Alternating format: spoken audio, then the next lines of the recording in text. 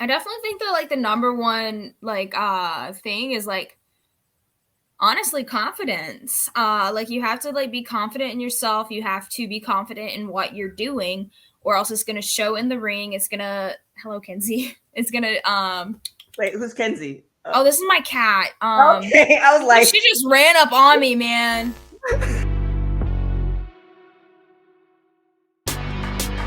Women's Wrestling Talk, the number one women's wrestling show on the planet. you are watching Women's Wrestling Talk, the number one women's wrestling show on the planet. I'm TK Trinidad, and today we are joined by an amazing guest. She is the local emo girlfriend herself, hailing from the Carolinas. Please welcome Brittany Jade. Hello. Hey! Y'all don't even know. Like, I may or may not edit that beginning, but it's been a struggle. but we're here. So first off, I have a very important question to ask you. Women and their hair, whether short, long, whatever, is just a thing. Like it's almost like an emotional, it's an emotional support thing. I noticed that you take, blue and shades of blue and purple and stuff like that with your hair in a lot of your pictures. So what's the significance to having the color blue? So the blue is actually from my hairdresser that I go to, Brooke. She's fabulous. And I had Haley Williams orange hair for 3 to 4 years, just living my best Paramore life. And she slowly was like, oh, Brittany, what if we do like orange and pink, orange and purple? And slowly, I didn't even realize this. She was taking orange out of my hair because she was so sick and tired of it.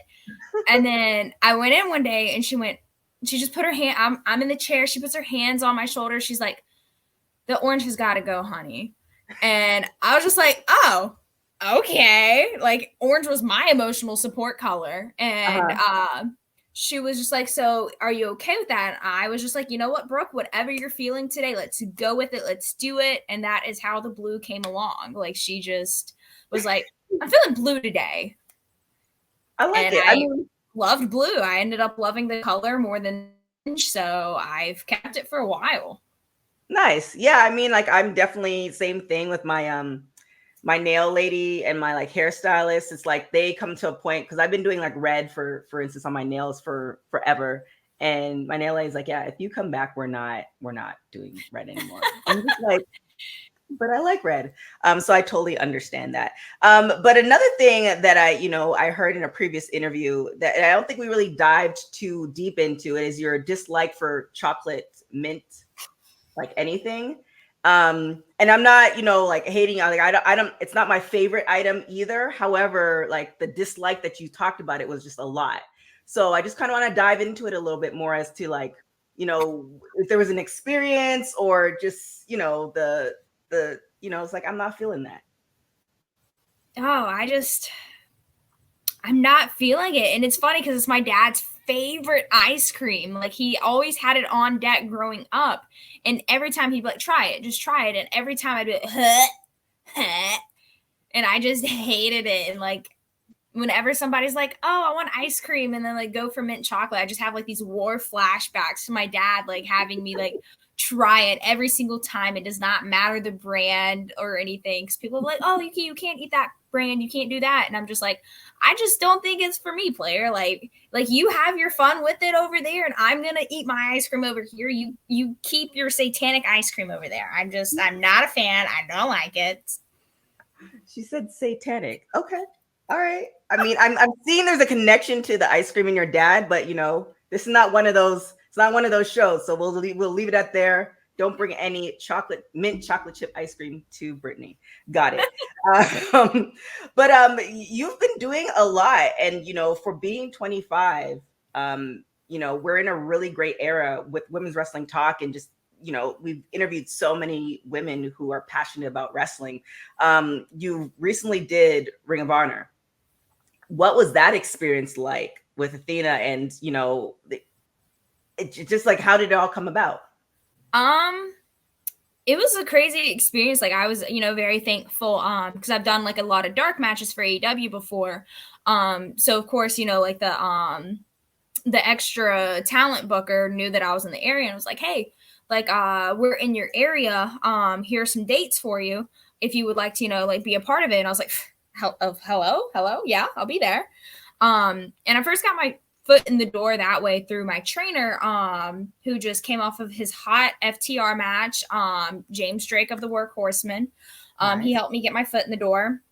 The experience with Athena was absolutely fabulous. She's probably one of the best people in the world, inside and outside of the ring. But like emotionally, it was like really big for me because every one of my trainers was there actually.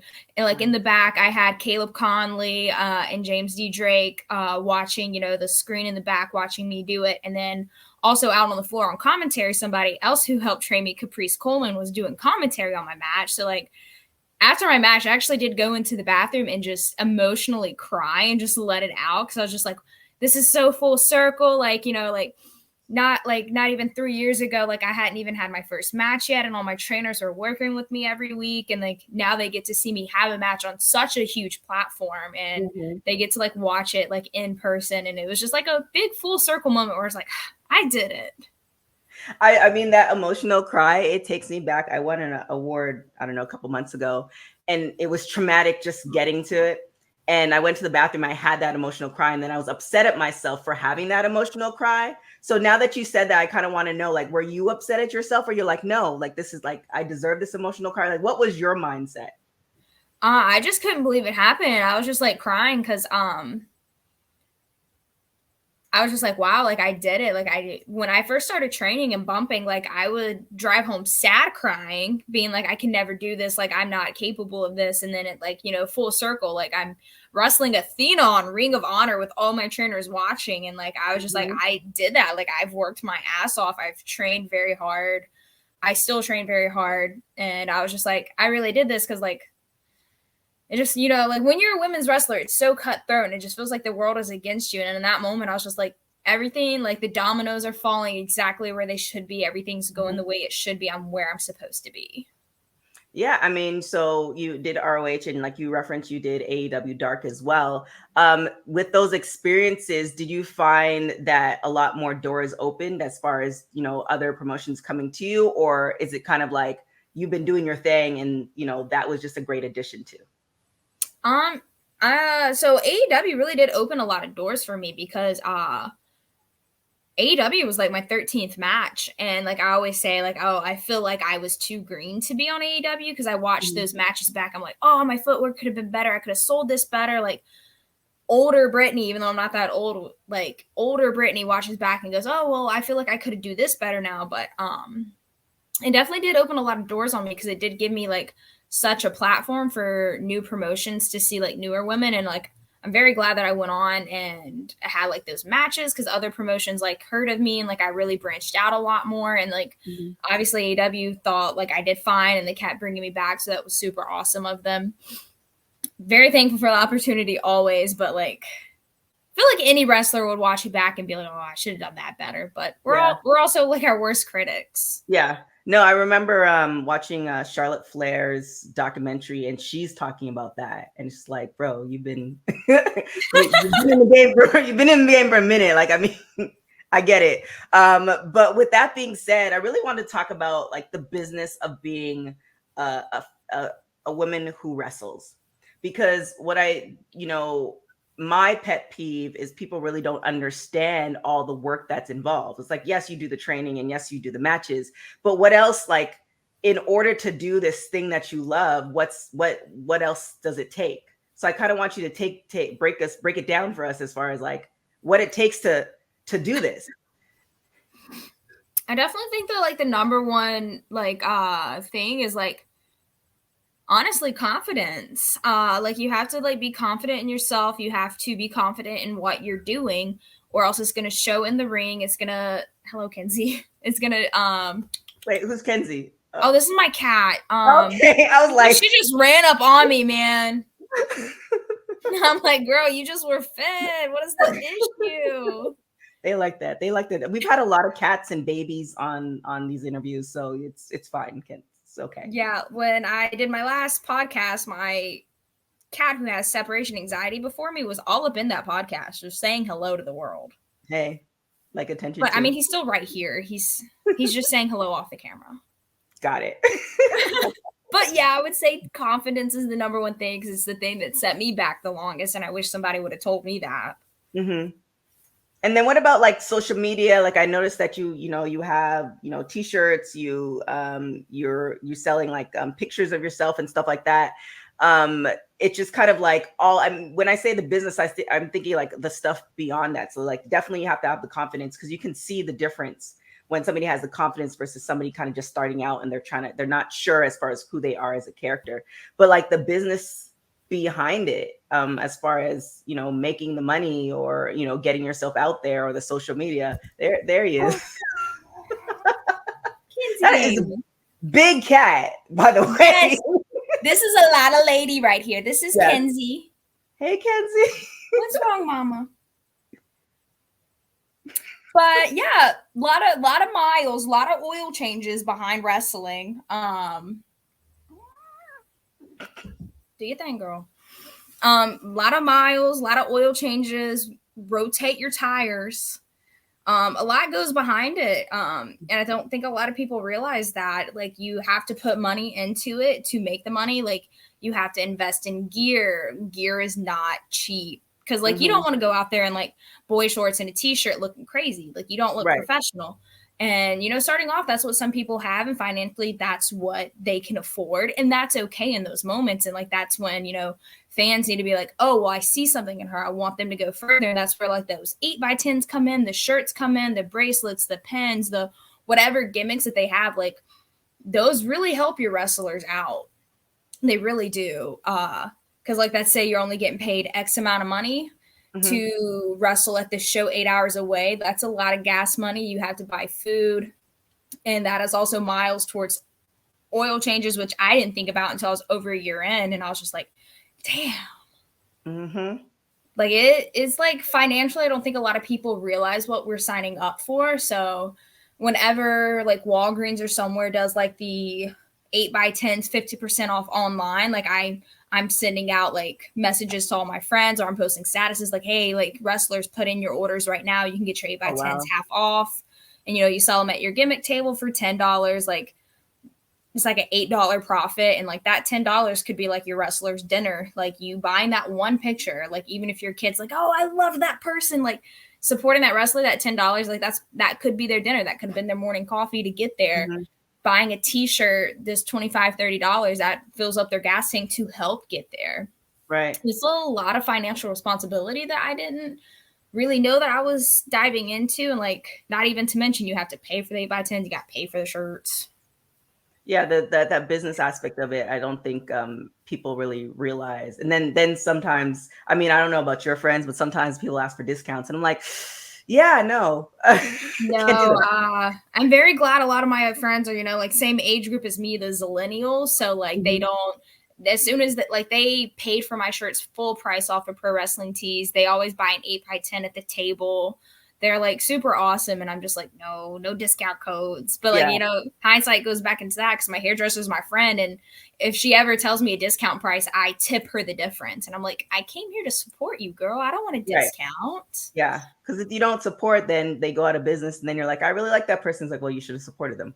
So it's that typical life. With that being said, you want to drop the Pro Wrestling Tees or how people can support? Because we'll do a double. You say it now. Yeah. So Pro Wrestling Tees under Brittany Jade. I got a lot of designs on there. I got some hot new designs. Got a Monster High design that I just put in that is not actually at my merch table, but Pro Wrestling Tees / Brittany Jade. Get yourself a little shirt. Like, Christmas is coming up. Treat yourself. You said, how did you skip Halloween and you went straight to Christmas? Because nobody buys shirts for Halloween. They should, because I'm a spooky gal. There it is. There's the gimmick right there. Oh, yeah. Halloween's coming up. Buy my Monster High t-shirt. Don't be lame. You've been doing so much, and you talked about, like, you have less than 20 matches. What's the game plan? Like, you're training, you have the t-shirts, you've got great opportunities, you're making those connections, you're networking. What do you want to see the next year look like for yourself? The next year, I want to hit my 100th 100th match by the end of the year. I'm at 90 something right now. I'm definitely going to hit it. It's just a matter of which match is going to be my 100th, like how are the stars going to align? Because I'm having, supposedly, if I don't take any more or lose a booking due to like rain cancellations or something, I think my 100th match is scheduled for like a title match, which that would be super cool. Okay. But for the end of this year, I definitely want to hit my 100th match. And next year, I want to debut in like 4 or 5 new states. Okay. So do you want to put those states out there in the universe, or you kind of know which Okay, state? I want to go to Louisiana. I want to go to Alabama. I know that sounds so hick, but I do love me some Cajun food. I want to go to New York. Okay. I definitely want to get up to New York. I've been eyeing all the girls up there. I think they're so talented, and I would love to sink my teeth into that. Oh, Illinois, hello. Oh my God. Like, I love Blair Onyx, and I've been watching her for forever. So that's definitely a state. My 5th state I'm returning to. I had one match there. A couple matches there, but it was for a filming in AEW Dark. So I don't think it really counts, but I definitely want to get back down there, but I'm not going to say too much because I'm getting back in there in October for a show that hasn't been announced yet. So, okay. All right. I like it. I like it. I like it. I mean, I like that. And it also goes to, you can kind of gather this is my second time referencing documentaries. It also goes to watching Cody Rhodes' documentary where he did a list of people that he wanted to have matches with. So in that vein, 2-part question. Who would you want your 100th match to be against? And there's so many women. There are so many. And this is like amazing to see because when we started in 2017, it was like just growing. And now it's just like, oh, okay, here we are. So who else would you want your matches? Give me like 5 women you want to have matches with. Okay. So top of the list, actually them, Abaddon. That is number 1. I've been foaming at the mouth for this match. Abaddon's definitely at the top of the list. Like I said, I'd love to wrestle Blair Onyx. I think that would be so fun. Kelsey Reagan. I think that would be such a fun time. I really like to get in the ring with Lainey Luck as well. I feel like she would push me further and help me progress as like a technical wrestler. Okay. Who else do I want? I'm trying to like go through the list. I'm like, oh, there's so many, but I'm like, oh, I gotta narrow it down. Or you can have a repeat or two, somebody that you really like having matches with as well. Oh yeah, okay, perfect. Then I would love to wrestle Kinsey Page again. Okay. I texted her after our match, but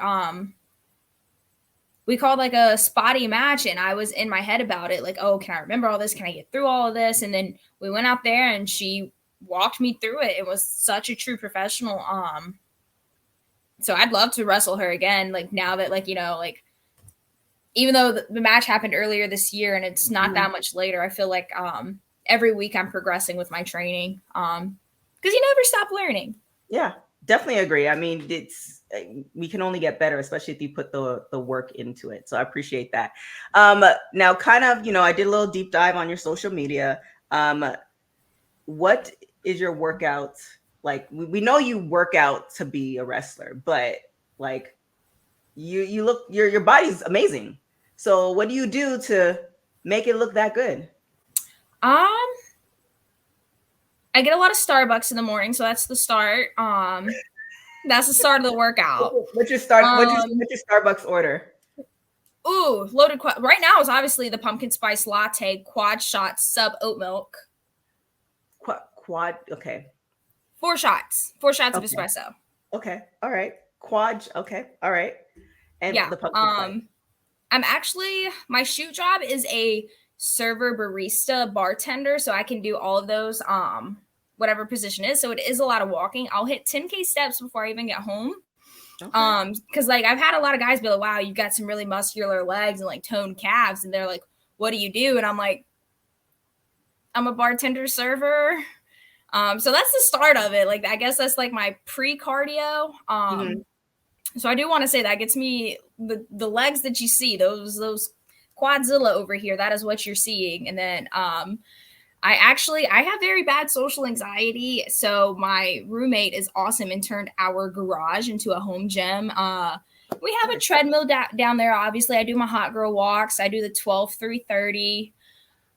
There's like a squat rack, of course, like a bench press and all that. And depending on like how my body feels is like what day I do. I know a lot of personal trainers are gonna be like, oh no, you're never gonna see progress. And that's okay too. Because like if I'm wrestling and I land on my shoulder weird, obviously I can't do shoulders for a while, so I'm gonna have to do legs back to back to back. So it's a lot of cardio. So I can do some spot fest. Mm-hmm. So my cardio is pretty proud of my cardio, and then workout routine really depends on what my body's feeling. Like if I landed on my ankle wrong, I'm obviously not going to be out here squatting. Right. I know that wasn't very helpful, but like wrestlers, listen to your bodies. That's something that I wasn't told that much on. Like I really was like, that wasn't reiterated to me a lot, actually. I mean, definitely for sure, because you want the longevity of your career. And now you mentioned Zillennials, right? With the Zillennial wrestlers, is the goal still like a WWE AEW, or is it more of there's so much opportunity out there, like you can make a living doing like indies, or you can go overseas and stuff like that and actually like live? What is the goal? Like, I don't want to say you're speaking for the Zillennials, but you made that reference and I'm like, I don't know what the Zillennial is. So what is the talk amongst the Zillennials? So Zillennial is that awkward little age group. Like we're not Gen Z, like we're not the TikTok dancers out in public, but we're also not the millennials where, we're in our 30s. We're that awkward, like 96 to 2000, 2002. Like I remember everything that the millennials do, but I also remember all the Gen Z stuff that I was like, I feel like I progressed well with technology because I grew up without it. And then as it was brought into my life, I was also growing up. So that's what the Zillennial is. And there's a lot of Zillennial wrestlers out there. And then if you asked Brittany Jade at the beginning of the year, she would have cried and said, I have to be signed. Like the end game is signed. Like I have to be. And I was in a really bad headspace because a lot of my friends were getting signed and I wasn't. And I should have obviously known, like, girly pop, you're not seasoned enough to be signed. And I just had to do some like self-digging and like calm down, drink my Coke Zero and touch some grass and realize that like everybody's path is different. So if you asked earlier, Brittany, it would have been like, oh, I have to be signed. But like now that like I've talked to my coaches and like my really close friends and I'm just like touching some grass and like really just being reasonable. Like there's people that don't get signed until 6 years in. And if I get signed, that's cool. But if not, I do want to keep still growing like as a wrestler and just getting out there because you can do well on the indies. Like Effie is like a big example. He's so huge. Like Allie catches well. Like all of these people, they're doing so well and like they're not under contract. So like I'm glad that like I grew up. I feel like I really grew up as a wrestler this year because now I'm just like, if I don't get signed, that's okay. If I do, that is also okay. There's so much opportunity. Like you can go overseas and like wrestle, and then like even if you need an extra income, like you really only have to work part-time. Right. I definitely see that. I see the shift in it because I remember the talks this was before AEW, right? So the talks was like, oh yeah, WWE, WWE, but now I'm just hearing like, and people who've left WWE, you're just seeing they're making a living and the advent of social media and stuff like that. It's a good time to be a wrestler. Yes, there's so much opportunity. Yeah, there's so many opportunities there. You also said something else. You said social anxiety, and that's why you have the gym. But when you go to a wrestling match, there's like a lot of people there. So like, how do you balance that? It's really weird because I don't know how I do it. I'm not gonna lie. I feel like maybe some people think I'm standoffish or weird, but like I just genuinely have social anxiety in talking to people. So I hope I never come off rude to a fan. I really hope that I don't. But it's weird because as soon as like I'll be behind the curtain if I'm like a face. I'm like, oh my God, like, how do I go out there? How do I make them cheer for me? Like, how do I get them behind me? Or if I'm a heel, I'm like, oh my God, like, I can't say mean things to people. And like, I have like a whole meltdown before I hit the curtain, and then my music hits, and then I come out, and I'm just, I don't know what happens. Maybe I leave it behind the curtain, but as soon as I hit the curtain and I walk out, everything behind me, like, I feel like I really do genuinely leave it on the steps behind that curtain. Yeah. I genuinely don't know how I do it. Maybe it's the adrenaline. Maybe it's just the shifting into from Brittany to Brittany Jade. Because Brittany Jade's a confident bitch. I love her. Good for her. Okay. So yeah. So now I love this. So there's Brittany Jade, the wrestler, the confident bitch, and then there's Brittany, who's like more of an introvert. Maybe it sounds like you really don't want to mess with people. Like I'm Gucci. Like I'm good being in my house. Something like that. Yes, absolutely. Like Brittany Jade's definitely like this very outgoing, confident girl. Like you definitely get down at a cute little Slipknot concert with her, but Brittany's gonna be at home by 7 p.m. in bed with her cats and her tea. Yeah. No, so I have to self-talk myself when I go to events. I like when you said that, I'm like, she's speaking my life. Like I won't go to, if I don't prep myself hours in advance, like, girl, you're going to an event, you need to be friendly. You need to, like, if I don't do that and I leave the house, I probably will either be at the event for like 5 minutes, take the picture, because the picture now signifies you're there, and then I'm out. Yeah. So I definitely get where you're coming from with that. But it's like, I'm super introverted. So it's hard, especially doing what I'm doing, which is weird, but here we are. So now the question is, who's the Taylor Swift fan? Brittany Jade or Brittany? Oh, so Brittany and her social anxiety and her body dysmorphia sometimes forgets to take her Taylor Swift shirt off before she goes out the curtain. So Brittany Jade is making her entrance in a Taylor Swift shirt. So, feel like they're both, like, obviously they're both Swifties, but I have definitely accidentally got my happy ass into that ring wearing a Taylor Swift shirt solely because I forgot to take it off. Okay. And it's so funny. One time I kept it on the whole match. One time we were still in the entrances, and my tag partner was like, "Hey, your shirt, buddy." And I was like, "Oh yeah, let's take that off." And one time I kept it on for half of the match and then took it off halfway through, and I was like, "Oh, my shirt's still on." But in that entrance, people, even though I was the baby face, people started booing me because obviously men have nothing better to do than boo a successful woman. So they're like, "Boo, Taylor sucks." And then the other half of the crowd started singing 22. And so many people started singing 22 that you could not hear my entrance music, and they cut my music, and the crowd was just singing 22. So oh my gosh, if I break my leg and I never wrestle again, I will have that memory, and that memory is good enough for me, because I was just like, that was such a cool moment. Like, I didn't mean for it to happen, but I had this crowd singing 22 by Taylor Swift. There it is. So what constitutes being like a Swiftie? And I'm assuming it'd be for everything else, like, being part of the Beehive, or like, what constitutes, like, do you like tell yourself I am a Swiftie, or does certain things happen to make you like a Swiftie? Like what's the criteria? I like to think that I'm not that big of a gatekeeper of the Swiftie community. Like, if you like Taylor Swift, you're a Swiftie. If you get down with some Taylor Swift, you're a Swiftie.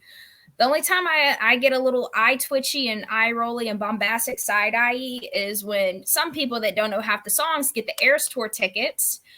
And I was in queue for 17 hours, and I did not get the Taylor Swift tickets, and I could sing the whole discography, but it's none of my business. Okay, I can feel that. I feel a little heat. Well, little heat, yeah. Like, I'm glad they went. I'm glad they had fun, but I genuinely, when 1989 came out, I was so excited for the genre shift, and I was just like, yeah, I loved country Taylor. Like, let's see what she's gonna do now. Like, feel like, like, that's really cool that she's experimenting.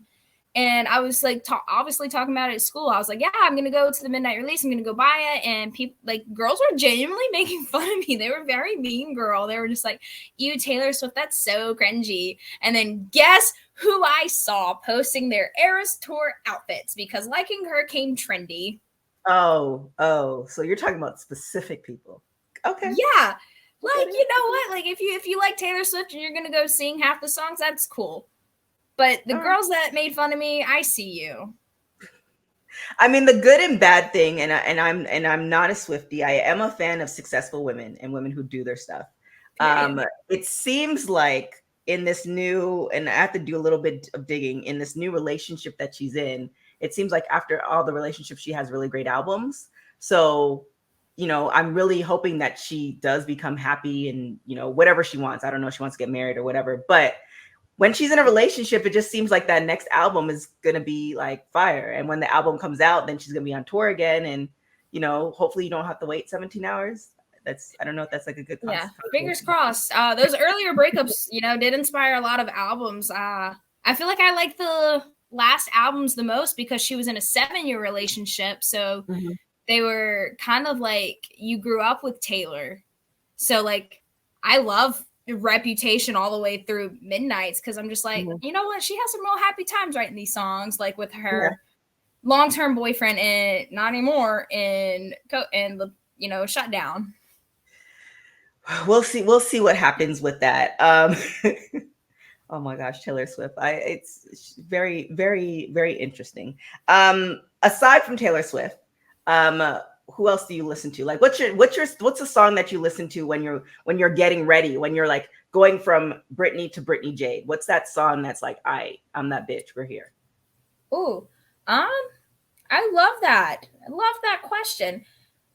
I know a lot of wrestlers like listen to music before they go out, but I'm insane and I just call my match to myself 1,000 different times. But so it's really funny because if it's not like Korn or Slipknot or Motionless in White or like a heavier band like that, it's Taylor Swift. And I don't know how I drew that line, duality, if you will. My Slipknot fans will get that one.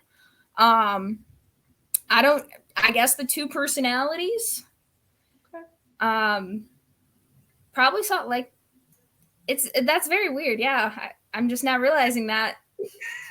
Is there like a song that you listen to or music you listen to when you're driving to the match? Or are you like a no radio on in silence? Those people scare me, man. I'm just saying, I don't know. So I don't know if there's like a song that I play over and over again, but one song that's banned in my car is Slaughterhouse by Motionless in White because I always end up going over 90 and you definitely shouldn't be doing that at 45. Okay. So that song's banned in the car. That's a good call. Yeah. Good call. Like Safety reasons. Yeah, safety reasons. That makes sense. So we got the dislike of mint chocolate ice cream, the fan, being a fan of Taylor Swift, the two personalities of Brittany and Brittany Jade, where you want your career to be. You've done so much in like you're only you're a zillennial. There's so much. I hit the ground running in less than 3 years. I only hope to grow and make my dad happy. Perfect transition, because that's who I was going to ask about next. I've heard a lot of different interviews, and you've talked about your dad. Like, what's that relationship like? Like, what? That's like my best friend. I see you smiling. Yeah. What's the day? Do you guys talk all the time? What's the relationship? Yeah, I get pissed when he doesn't answer my FaceTime calls. I have to FaceTime him once a day. Like, that's my best friend for real. Like, I grew up from like a broken family and I really only have a dad. So like, that's my dad and my mom and my best friend all in one. Like, that's my biggest fan. Yeah. Nice. So like I have to talk to him every day. Like we're the same person. He just usually has a cigarette in his mouth and another cup of coffee. But we're really the same person, the same sense of humor. We banter all the time. I send him packages all the time. I will text my partner like crying, like I miss my dad so much. So we have to plan monthly visits to go see him. Oh, that's so precious. So has he seen you like match? Has he been to one of your matches live? Yeah, he comes to as many as he can with his work schedule. So it's hard for him to make Saturday night shows because he works at like 5 a.m., like clocking in at 5 a.m. on a Sunday, so he has to wake up at 3 a.m. Right. But if it's like a Friday night, like he makes it out to come see me. he usually comes to like the Pro Wrestling Turbo shows in South Carolina because they're only an hour from Asheville, North Carolina. Mm-hmm. So he typically drives to those to come see me. The first one of the first matches he ever saw me, they tried to put me through a door. So I think he really had to like buckle his seatbelt in. I was like, all right, I'm all in. Okay. He like wears my t-shirt to the shows. Like anybody that walks in, he's like, that's my kid. He's like, hey, I'm Brittany's dad. And like I make my entrance. He's like, that's my daughter. Oh, that's so nice. That's so awesome. Like you need He's to get the a video of coolest, that. man. Yeah, I like that. That's you need to get a video of that. I love it. Now there has been, the reason Women's Wrestling Talk exists is because at the time that we started, people were really like, it's coming out of the bra and panty era and stuff like that, and this right before the women's evolution, stuff like that. Where do you think the state of women's wrestling is right now? I am just so like taken back by women's wrestling right now because you're just seeing it on like every show, and like I love that women right now are having a backbone, and like you see a lot of tweets about it, and you see like a lot of posts like, oh, why aren't you booking women? It's 2023. And it's like, damn right. Why are you not booking women? Because there's so many in every area now. And I remember just within a couple years, I think it's insane the growth. Because just 3 years ago, before I even had my match, the only woman in the Carolinas was Savannah Evans. Oh, wow. There was like a couple others like Sadie Lee Moss. But those were like the only two. Like Samantha Starr, like there was less than a handful of women, and now like in this area I can name like over a handful, and I'm just like wow, like we did that. And like I love how supportive like it's getting, where it's just like, oh, like why are you not booking women? And like it's just chef's kiss these days. Mm-hmm. It is. It's nice seeing like, main eventers, and we definitely I personally want to see more women's matches. I know, no shade to the guys, I prefer just watching women's matches, just think we're awesome. But it's nice to see at least we're getting in every promotion. So that is a great thing. Before I let you go to hang out with your cat, give your dad a FaceTime call, a couple questions, just some rapid fire questions, kind of sort of. What are you currently watching right now? Ooh, so I'm rewatching The Vampire Diaries because it's Fall and Hello, like hand in hand. Okay, I didn't know that, but okay, I'll add that to the list. If you were a superhero, what superpower would you have?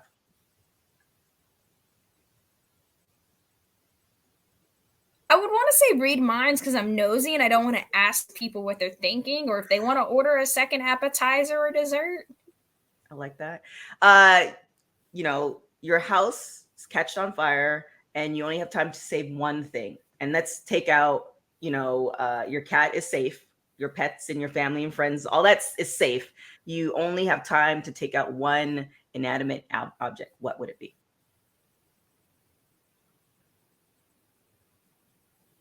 I love this one. I think it would have to be some of my jewelry if I had to run back. Because my phone's always in my pocket, so we good. Probably run back in and like grab a handful of my jewelry because most of it is from my grandmother's. Nice. I like it. And last question. And this is a little bit difficult because you're a zillennial, but what do you want your legacy to be once your wrestling career is like, all right, I'm good? What do you want people to remember you for?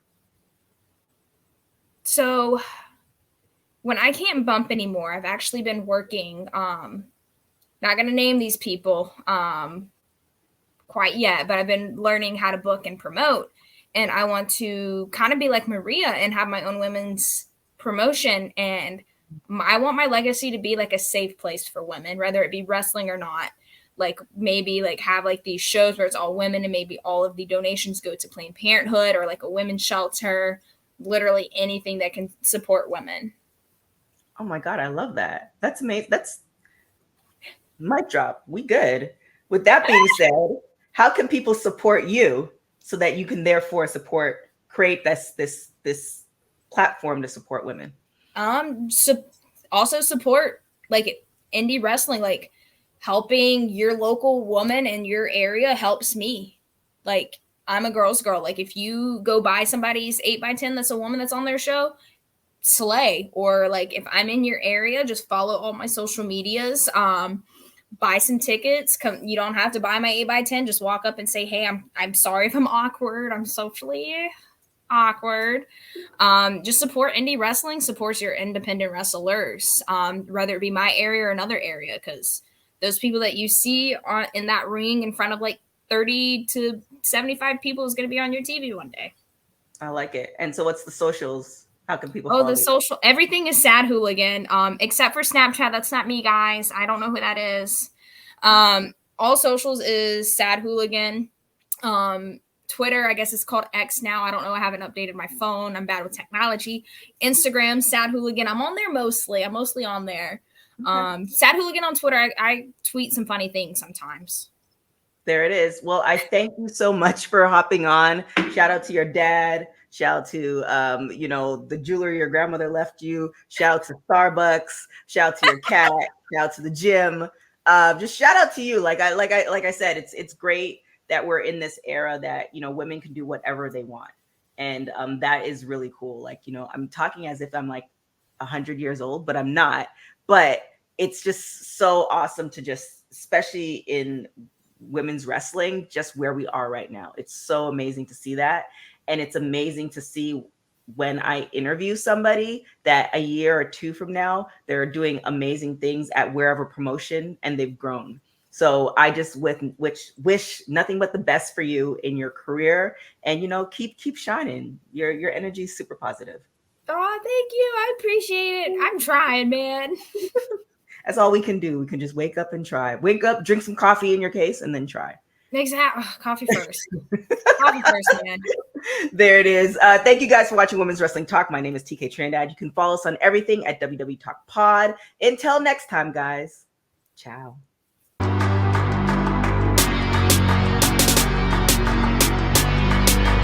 Women's Wrestling Talk, the #1 women's wrestling show on the planet.